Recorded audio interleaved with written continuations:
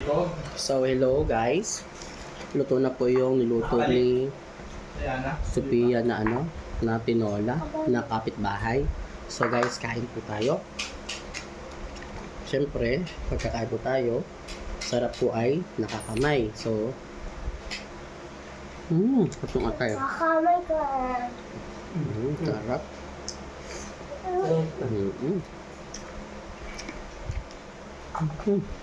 Magkamay ka anak.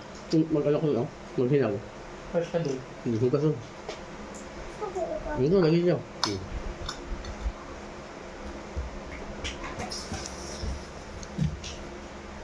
Dahan.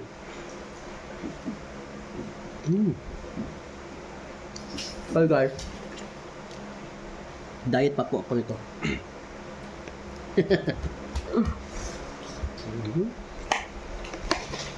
Kain po tayo.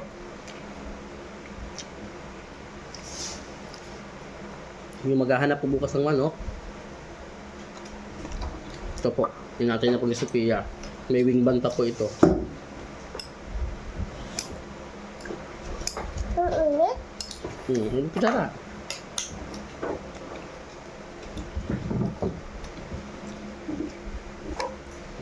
Kain po tayo. Hanap mo ba?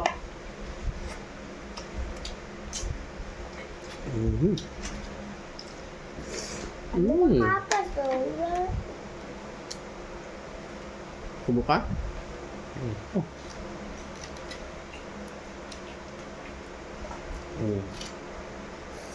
Sarap. Tubig daw. Ano din? Oh, nabagsak po yung cellphone mo. Buhay ka naman sa bahay bukas.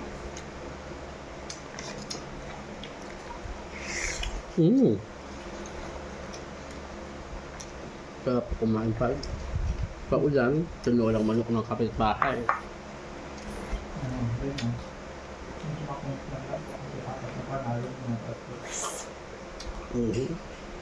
Parang medyo makunat na po siya. Kasi ang alam ko po ito ay parang 4 na ang panalo. Medyo makunat na po yung manok. Kaya po medyo makulat na po siya. Kasi yung nadali po ng kaibigan ko sa kapitbahay, 4 na yata po ang panalo nun. Di wing bun po eh. Yung tatak po nung wing bun niya ay Boss Mac. Boss Mac po yung pangalan po ng wing bun.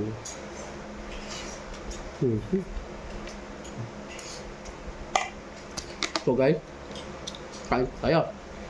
Naman dami ito pa. Pag magluluto po kayo ng ng tinola, igigisa muna po niyo yung Sa'yo o TikTok. yung mga ingredients po niya, tapos ilagay niyo po siya ng kaysa sa luya po ilagay niyo, tanlad na lang po ilagay niyo. Tapos po yung papayang Tagalog para mas masarap. Tapos po wag na po kayo maglagay ng magic sarap or bitchin. Yun na lang po ng ang asin at saka po ng paminta. Tapos ganyan po ng konting patis para po masarap.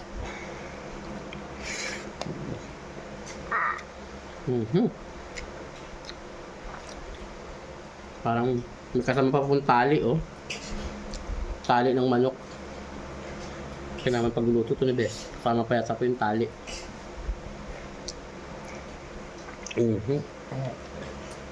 Kasama pa po yung tali ng manok. Kasama yung tali. Gabi na yata, labo po yung friend ko kaya Bituka po ng manok. baka nakasali na po yung tali ng manok. Mami, bituka ng manok. Ipot. Nakabituka niya. Ipot? Ipot! Ipot ng manok.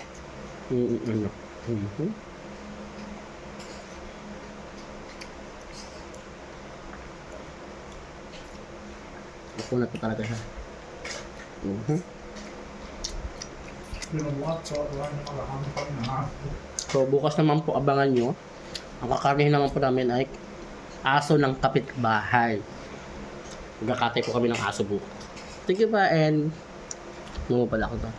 Good evening po. Thank you.